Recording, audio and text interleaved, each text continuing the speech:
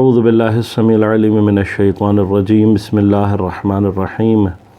الحمد للہ رب العالمین والصلاة والسلام علی رسولہ الکریم واہل بیتہ الطیبین الطاہرین لا سیما بقیت اللہ فی الارضین روحی و ارواح العالمین لتراب مقدمہ الفدا ولعنت اللہ علی اعدائہم اجمعین اما بعد قال اللہ تعالی فی کتابہ الکریم بسم اللہ الرحمن الرحیم من عمل صالحا من ذکر او انثى وهو مؤمن فلنحیینہ حیاتا طیبہ ولنجزینہم اجرہم باحسن ما كانوا یعملون صدق اللہ العلی العظیم۔ عزیزان گرامی قدر، یقیناً اذہان متوجہ ہیں جناب سیدہ سلام اللہ علیہا کی شخصیت کی جانب، آپ کی سیرت کی جانب اور آپ کی حیات طیبہ کی جانب۔ قرآن مبارک سورہ مبارک نحل میں 97 نمبر آیت میں ارشاد فرماتا ہے کہ من عمل صالحا، جس کسی نے بھی عمل صالح انجام دیا، من ذکر او انثی،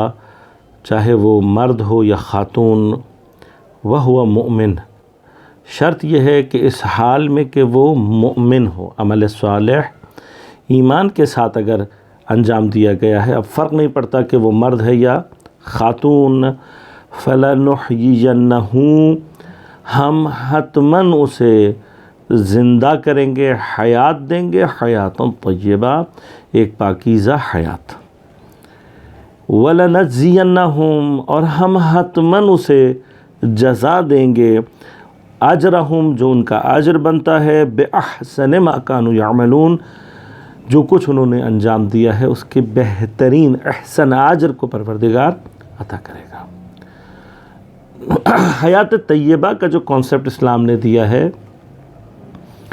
وہ ایک ایسی حیات ہے کہ جو ایمان اور عمل صالح کے نتیجے میں انسان کو عطا کی جاتی ہے، اور اگر حیات طیبہ انسان حاصل کر لے تو پھر موت اس کے لیے بے معنی ہو جاتی ہے۔ حیات اور موت کے ابحاث میں ہم نے اس کو تفصیل سے ذکر کیا ہے، لیکن آج جو آپ کی خدمت میں بات عرض کرنا چاہتا ہوں وہ یہ کہ اکثر ہمارے ذہنوں میں یہ سوال رہتا ہے کہ 22، 24 یا میکسیمم 28 سال جو جناب سیدہ سلام اللہ علیہا کی حیات کے حوالے سے ملتا ہے کہ آپ کی عمر مبارک اتنی رہی ہوگی، تو اتنی کم عمر کے اندر کسی ذات اور کسی شخصیت کا دین مبین اسلام، حیات انسانی کے اوپر اتنا شدید نقش کیسے ممکن ہے؟ اور دوسری جانب ہم یہ دیکھتے ہیں کہ اتنی ہی مختصر سی حیات کے باوجود جناب سیدہ سلام اللہ علیہا کے حوالے سے جو روایات بیان کرتی ہیں کہ جو شخص جنت میں سب سے پہلے داخل ہوگا، اس کے بارے میں جب روایات کی طرف ہم مراجعہ کرتے ہیں تو حتیٰ بعض اہل سنت کے مصادر نے بھی ذکر کیا ہے کہ جو ذات سب سے پہلے داخل ہونے والی ہے جنت میں وہ جناب سیدہ سلام اللہ علیہا کی ذات بابرکت ہوگی۔ اب یہ جو جنت میں ورود یا داخل ہونا ہے، اس کے حوالے سے ایک ذہن میں بعض اوقات یہ سوال ہو جاتا ہے، بعض کے ذہنوں میں اٹھتا بھی ہے کہ اگر جنت میں داخل ہونا انسان کی یعنی فضیلت، مرتبے، قرب الہی کے مدارج کو بیان کر رہا ہے، تو آیا خدا نخواستہ یہاں پر کیا پیغمبر سے کسی ذات کو افضل ہونے کی طرف بیان کیا جا رہا ہے؟ تو میں یہاں پر آپ کو متوجہ کروں گا اس بات کی طرف کہ سب سے پہلے تو یہ بات ذہن میں رکھیے گا کہ یہ جو روایت ہیں یہ خود پیغمبر اکرم صلی اللہ علیہ وآلہ وسلم نے بیان فرمائی ہیں، اور بعض اوقات کسی شخصیت کی کسی خاص فضیلت کو ظاہر کرنے کے لیے اس کو کوئی خاص عنوان پروردگار کی جانب سے عطا ہوتا ہے کہ جو اس کی ذات کے کسی خاص مقام اور کسی خاص فضل کو ظاہر کر رہا ہوتا ہے۔ یہاں پر ہرگز مرحلہ یہ نہیں ہوتا کہ کوئی پیغمبر سے زیادہ افضل ہو جائے، کیونکہ یہ قانون کلی ہے کہ کائنات میں خدا کے بعد اگر کوئی شخصیت افضل ہے تو پیغمبر گرامی اسلام حضرت محمد مصطفیٰ صلی اللہ علیہ وآلہ وسلم کی ذات بابرکت ہے۔ اب یہاں پر اسی مرحلے کو ہم دو مقامات پر حل کر سکتے ہیں۔ ایک یہ کہ ہم بعض روایات کو سامنے رکھتے ہوئے یہ کہہ سکتے ہیں کہ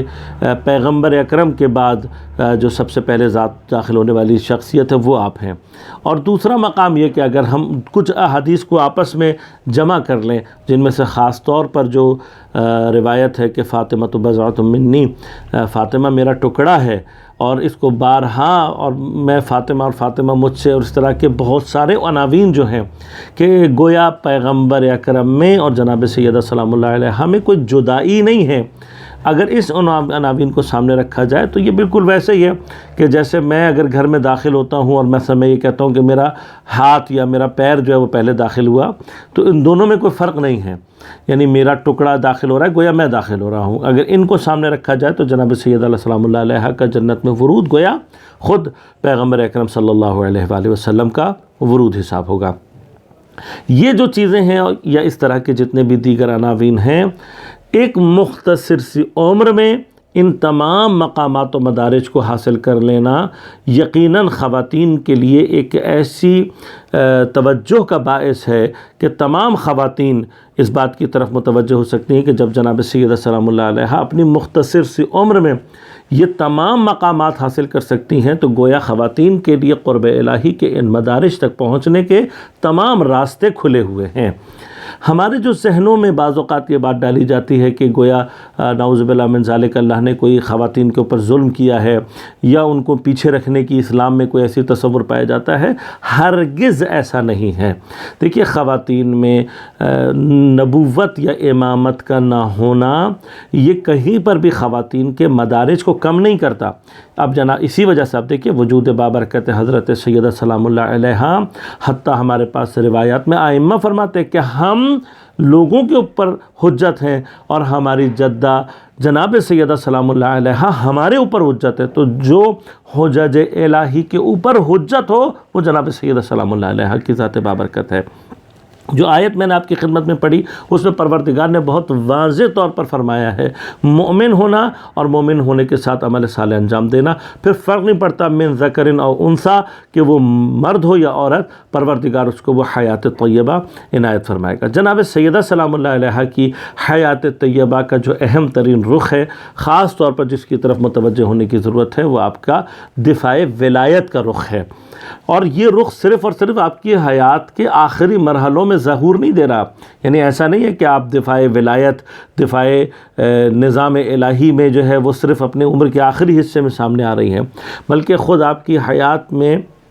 مکہ کا وہ دورانیہ کہ جب مکہ میں جو ہے وہ نصرت الہی حضرت ابو طالب علیہ السلام کا انتقال ہوتا ہے، اور پیغمبر اس نصرت الہی کے بغیر مکہ میں اتنے تنہا ہو جاتے ہیں کہ تمام کفار اور مشرکین کو جرأت ملتی ہے، اور حیرت کی بات ہے کہ جن کے اجداد پیغمبر کو قتل کرنے کے منصوبے بنا رہے تھے، آج ان کے اوپر جو ہے وہ مسلمان کا ٹیگ لگا کر ان کو مسلمان ثابت کیا جا رہا ہے، اور جس شخصیت نے اپنی پوری زندگی پیغمبر اکرم صلی اللہ علیہ وسلم کا دفاع کیا اس کو جو ہے وہ کافر ثابت کرنے کی ناکام کوششیں کی جاتی ہیں۔ جناب سیدہ سلام اللہ علیہا اس دوران میں کہ جب حتیٰ دیگر مسلمانوں کی ہمت نہیں ہوتی تھی کہ پیغمبر سے آ کر ان چیزوں کو دور کریں اور ان اذیتوں اور تکلیفوں سے بچائیں کہ جو کفار ان کے ساتھ کرتے تھے، آپ کی پشت پر جو ہے وہ اوجڑی رکھ دی جاتی تھی، غلاظت رکھ دی جاتی تھی۔ جائیے تاریخ سے سوال کیجیے اور پوچھئے کہ وہ تمام افراد کے جن کے لیے باتیں کی جاتی ہیں اس وقت میں کہاں تھے، اور جناب سیدہ سلام اللہ علیہا آگے بڑھ کر اپنے والد گرامی کا دفاع کرتی تھیں اور آپ سے ان غلاظتوں کو، ان چیزوں سے دور کرتی تھیں، اور جس طرح سے جناب خدیجۃ الکبریٰ سلام اللہ علیہا نبی کے قلب کی قوت بنی ہوئی تھیں، آپ کے بعد جناب سیدہ سلام اللہ علیہا آپ کے قلب کی قوت بنی ہے، اور آپ نے وہ مقام حاصل کیا۔ نہ صرف دیکھیے کچھ مقامات کے بارے میں ہماری فکر یہ ہوتی ہے کہ جی یہ الہی منصب، ایسا نہیں ہے۔ جناب سیدہ سلام اللہ علیہا کا دنیا کے اندر عمل پیغمبر کی نسبت ایسا ہے کہ پیغمبر ان سے زیادہ کسی سے محبت کر ہی نہیں سکتے، جس نے اپنے پورے وجود سے پہلے مرحلے میں نبوت کا دفاع کیا اور پھر اپنی حیات کے آخر میں ولایت اور امامت کا جو دفاع کیا ہے، اس سے ثابت ہوتا ہے کہ جناب سیدہ علیہ السلام اللہ علیہ خدا کے لیے اپنے وجود کو قربان کرنے کے لیے کس طرح سے تیار اور آمادہ تھی۔ اور یہی پیغام جناب سیدہ سلام اللہ علیہ کا تھا جس نے کربلا میں جناب زینب کی شکل میں ظہور کیا ہے، جس نے بعد میں جناب فاطمہ معصومہ سلام اللہ علیہ خواہر امام رضا علیہ السلام کی شکل میں ظہور کیا ہے، اور آج بھی یہ کردار آواز دے رہا ہے اپنے پیروں کو، اپنے پیچھے آنے والوں کو، کہ جو بھی فاطمی کردار لے کر آگے بڑھے گی اس کو کسی جگہ پر زینب بننا ہوگا، کسی جگہ پر فاطمہ معصومہ سلام اللہ علیہ کی سیرت پر عمل کرنا ہوگا، ولایت کے دفاع کے لیے اپنے وجود کو قربان کرنا، یہ سیرت جناب حضرت فاطمہ سلام اللہ علیہ کا سب سے اہم ترین پہلو ہے۔ والسلام علیکم ورحمۃ اللہ وبرکاتہ۔